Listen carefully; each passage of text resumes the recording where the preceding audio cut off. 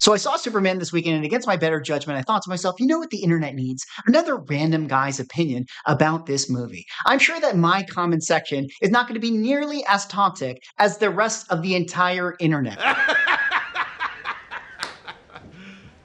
You serious? My God, have you guys seen the discourse for this film? It is unbelievable how people are fighting over a superhero movie. Who would have thought that James Gunn Superman would be ground zero for the culture war? But here we are. This is the world we live in today. Superhero movies in 2025. Now, a little bit of a caveat here, actually, a few caveats. I have to say this, okay? Listen, if you love this movie, that's great. I'm so happy for you. Don't let anyone's opinion affect how you see this film. And also, if you hated this movie, that's great. I'm happy for you. Don't let anyone else's opinion affect how you see this film. You can have different opinions about a movie, and it's not a personal attack on the other side. We really have to stop attaching the things that we like to our own personal identities, okay? It's not a big deal if someone disagrees with you. Now, with that all out of the way, what did I think about the Superman film? In short, I didn't really like it.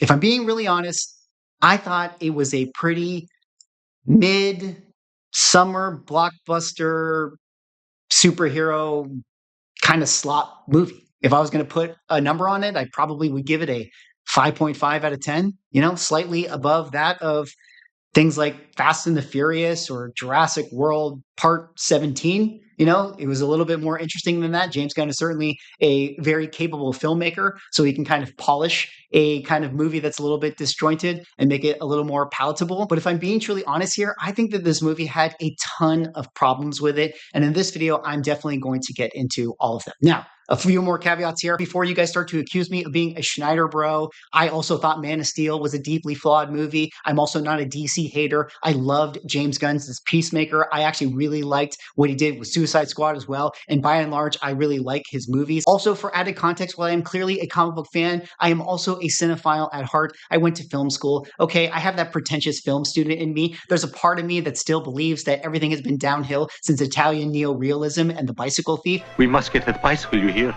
or else we won't eat. So you have to understand, while I'm watching a movie, especially that of a comic book movie, it doesn't get a pass just because it's in a genre that I absolutely love. Now let's first start off and talk about what I liked about the film. I thought the cast was fantastic. David Corenswet brings a humility and a charm to the Superman character that I think works really well. I'm very much looking forward to how he grows into this role and what he's able to do with the character moving forward. I think that he really did a great job, portraying Superman and also at times Clark Kent, although we didn't really get all that much Clark Kent in the movie. I believe he was only there for maybe 3 scenes or so. It was mostly him in his Superman persona. And with that, I thought he did an excellent job portraying that character. Although, if I'm being honest, I don't think that the script did him many favors. And we're going to talk about that a little later on. I also really enjoyed Rachel Brosnahan's version of Lois Lane. I thought she was very strong and very kind and very supportive, balancing a lot of different personalities to kind of this,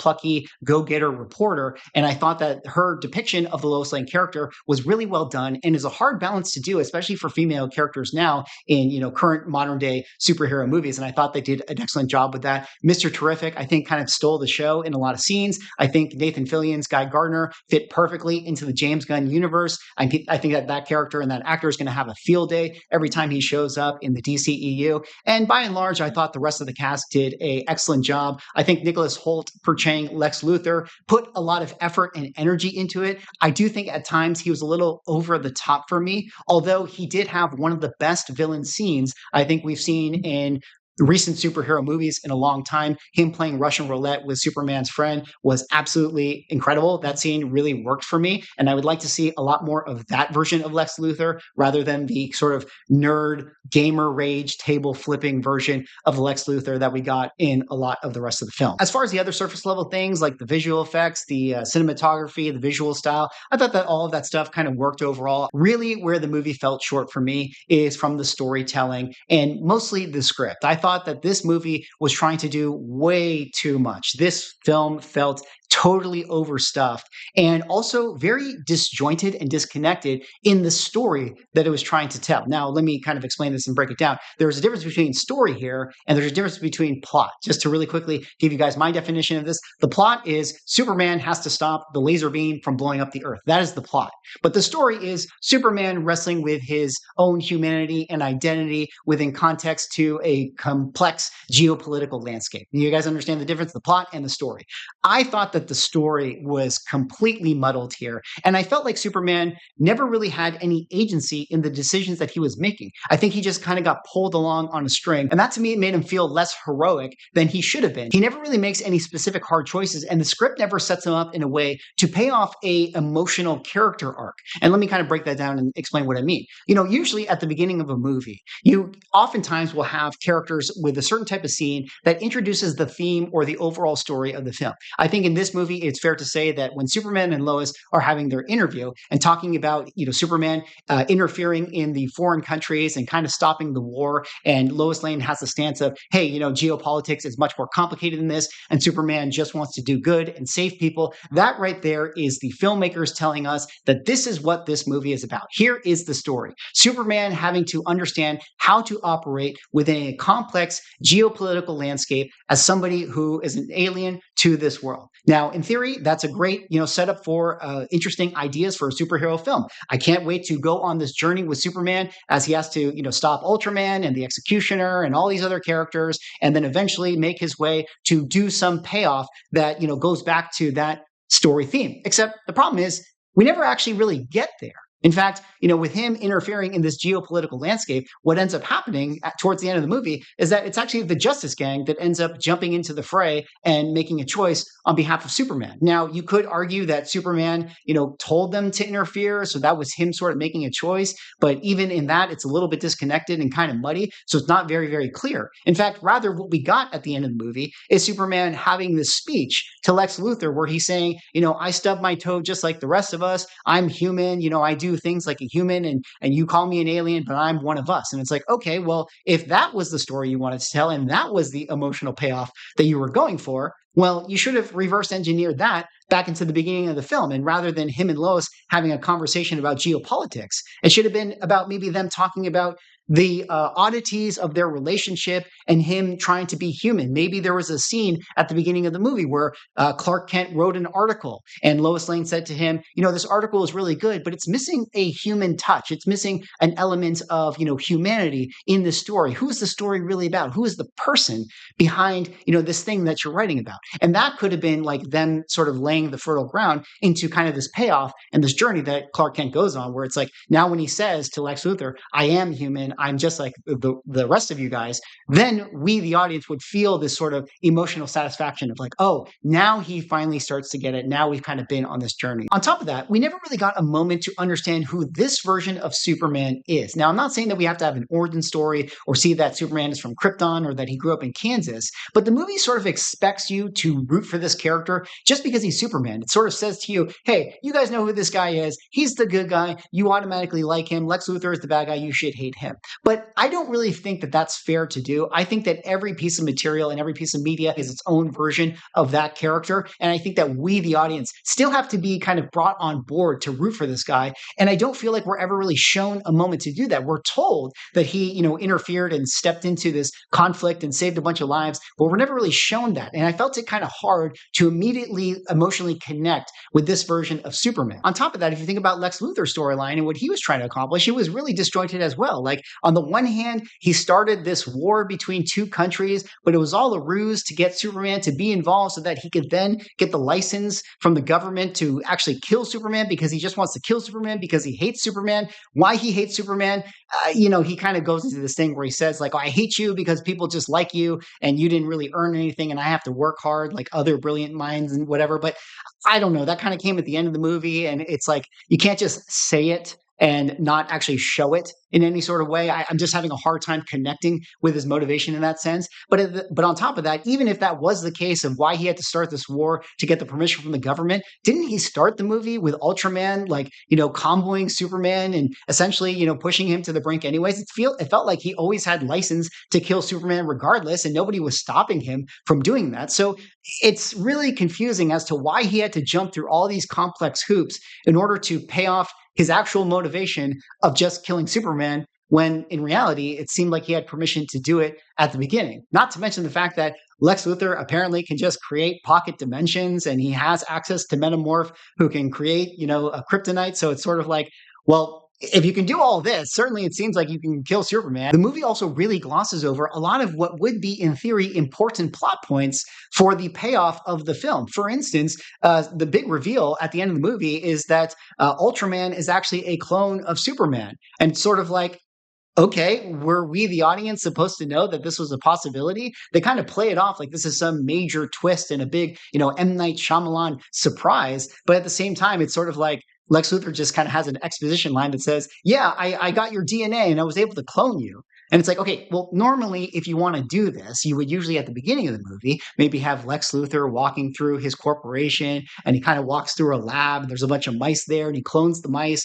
And then he has some line that says, it's a good thing I invented the cloning thing, wink, wink to the audience. And then by the time you get to the end of the movie, it's like, oh, he cloned Superman. How very clever and smart of Lex Luthor to do that. But we didn't get that. It just all of a sudden it's like, yeah, he's got a clone now. They fly now? They fly now. And what I think is disappointing to that overall is you have a missed opportunity here. Okay, if you want to do it so that, Lex Luthor is able to clone Superman, that's kind of an interesting story and fertile ground for exploring his humanity. Is there some soul that Superman has that is different than that of a clone? Maybe that would be an interesting way to pay off, Superman's emotional speech about him being human and just like one of us. Maybe he too has a soul. He's human, unlike this clone that he has to go against and defeat. And that could have been a very interesting way for him to defeat that guy. He could have some cool one-liner of like, I am me, I am human, welcome to Earth. And then he punches him in the face and then he goes into the black hole. Like those types of moments are very satisfying when you're an audience member and seeing that. So to me, this movie had so many things going on. There were so many disconnected elements. And yes, there was this attempt to sort of do this emotional through line with having Superman watch the tapes of Jor-El, and then later on getting the pep talk from Pa Kent, and then at the end of the movie, watching the video of his parents in Kansas. But they just never click. They just never really work for me. Now let's talk about one other element that is a big talking point amongst a lot of fans. And that is, of course, the James Gunn style, and more specifically, the James Gunn humor coming into a superhero Superman landscape. Now, I, for one, personally do prefer superhero movies to be a little more mature, a little more epic. But I understand that that's like a subjective thing. We don't actually have to have all superhero movies be super serious. But with regards to the James Gunn humor here, I didn't actually mind him trying to do his version of Superman. I thought that was fine. Except one of the problems I have is I feel like with a lot of things within the superhero genre, we've really ratcheted up so much humor into these films that I think people forget how serious some of the movies that they think are funny actually really were. If you go back to the first Guardians of the Galaxy movie, of course, there are giant, big laughs in it. There are moments of comedy. There's a lot of dysfunction amongst a lot of the characters. But if you really watch it now, it's a lot more serious than I bet you remember it to be. There are definitely points of humor, but nowhere near the level that we have currently with what we see in the Thor Love and Thunder, or even this version of Superman. And I think this has to do with the current state of Hollywood and how these movies get made. These movies are definitely, put through the algorithm. They have lots of test screenings and people weighing into this. And you have tons of executives coming into these spaces and giving these movies feedback and talking about, what's going to be the big moment. The kids love the laughs. We want to see more big laughs. We want to see more big moments. What's going to be that funny thing that we can put in the trailer? And so we can have all the kids and everyone comment on it. So, they have like 15 scenes of Crypto being a bad dog. And that's kind of like the slapstick humor that we have constantly throughout this movie. And for me, I like it a little bit, but I think it goes way over the top with where we are in the current state of superhero films. It's very, very hard when you are a filmmaker to sell humor to executives and say in a line like Infinity War and Endgame, when you say oh, they're going to say, that's America's ass. And when you think about that moment with Captain America, that's one of the most genuine, funniest parts of that entire film. It's the comic relief within the heist when they're trying to get, the Infinity Stones back. And that's a huge moment. But it's very, very subtle when you think about it. That's not necessarily a moment that they can take and put into a trailer and make people go, oh my God, this movie is so funny. Oh my God, I want to watch that. That's something that is hard for executives to understand, that that's going to be a huge moment when audiences watch this movie. So that's why they're always looking for the, how do we get the big, big, big, giant, funny moment? We got to get, Crypto doing this thing. We got to get the giant monster, throwing up on the superhero. We have to get the big wow moment. And again, if you like that type of humor, that's totally fine. I totally understand. But I think it's fair to say that a lot of people sort of feel like this comedy is getting a little bit tired. And I do think that in this movie, it was maybe a little bit too much. And speaking of too much, another thing I think is very interesting is people talking about how this movie is like watching a comic book come to life. When I was watching this movie and seeing all the comic bookness in it, it honestly reminded me of Batman and Robin when Mr. Freeze was being played by Arnold Schwarzenegger. Please, show some mercy. Mercy? I'm afraid that my condition has left me cold to your pleas of mercy. Do you guys remember the conversation back then? They were like, oh, we wanted to make a comic book in a real movie form. Like, we wanted to take what was in the comic pages and bring it to life. And it's like, at that time, everybody was like, these are terrible. This is not what people want to see. And then we started to get more mature versions of movies. And then they did Man of Steel, and that was too much in the mature side of things. So we swung the pendulum all the way back to the other side, where now we're back to Batman Forever and Batman and Robin. And I personally think that that is a little bit too kitschy for me. Anyways, that was my review of James Gunn's Superman. What did you guys think about the movie overall? Again, if you guys enjoyed this movie, I'm very happy for you. I'm just one opinion. My opinion doesn't really matter. I'm just kind of being honest and sharing how I felt about the film and what did and what didn't work for me. I highly encourage you guys to check out the movie and make up your own mind. Don't take anyone's opinion as gospel, including my own. So let me know what you guys think. Anyways, did you guys watch Superman this weekend? What did you guys think about this movie? How do you guys feel about its performance at the box office? Do you guys think that this movie is good enough to launch the DC cinematic universe and bring us into a DC golden age of filmmaking? Let me know in the comments. Anyways, thanks so much for watching. Like, comment, subscribe. See y'all in the next video.